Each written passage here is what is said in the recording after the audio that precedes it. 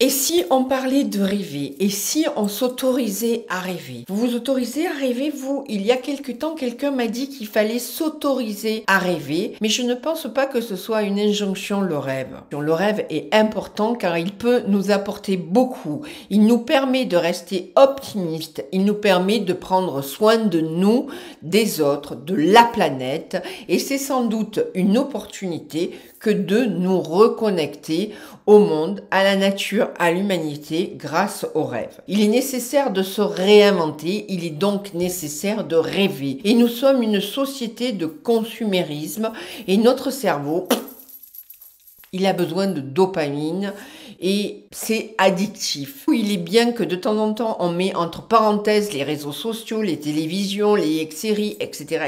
et qu'on se mette à rêver. On passe de plus en plus souvent d'un temps d'activité, d'une activité à une autre.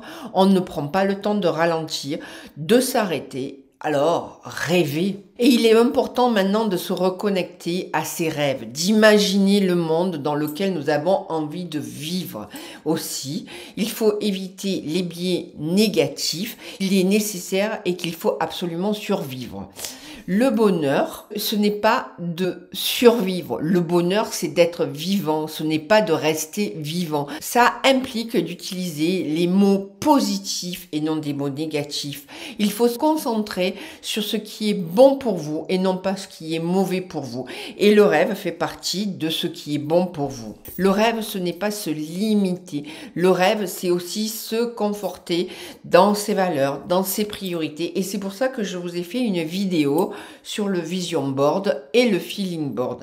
Ça permet de savoir ce qui est important pour vous et de vous centrer, de vous aligner par rapport à ce qui est important pour vous. Et donc du coup, vous pouvez laisser de la place par rapport à vos rêves. Je pense qu'il est important pour vous de laisser cette place-là pour vivre la vie de vos rêves en faisant preuve de patience, d'espoir, mais aussi permettre de passer à l'action. Et vos rêves sont là pour vous conforter dans ce passage à l'action. Et c'est pour cela que je vous propose de nombreux exercices de psychologie énergétique, mais aussi de la méditation qui vous permet à vivre mieux et vivre bien le moment présent, votre quotidien. Et ça vous permet aussi de pratiquer tous les jours des exercices d'amélioration pour être en paix avec vous-même, pour vous connecter à cette paix qui est à l'intérieur de vous. Et enfin, vous avez le droit de rêver et d'être créatif. Et j'ai le droit de m'autoriser à vivre la vie de mes rêves. Vous avez le droit de vivre la vie de vos rêves. Vivez et rêvez. Et vous pouvez vous accorder du temps à être présent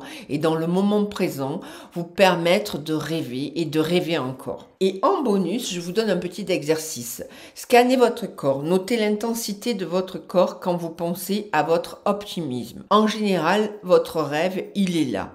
Notez les raisons pour lesquelles vous pouvez être optimiste ici et maintenant et tout de suite. Rappelez-vous que votre rêve vous permet justement de rester dans cette énergie positive qui est l'optimisme et la réalisation de soi. Et je finirai par cette phrase de Saint-Exupéry: fais de ta vie un rêve et un rêve ta réalité. Namasté.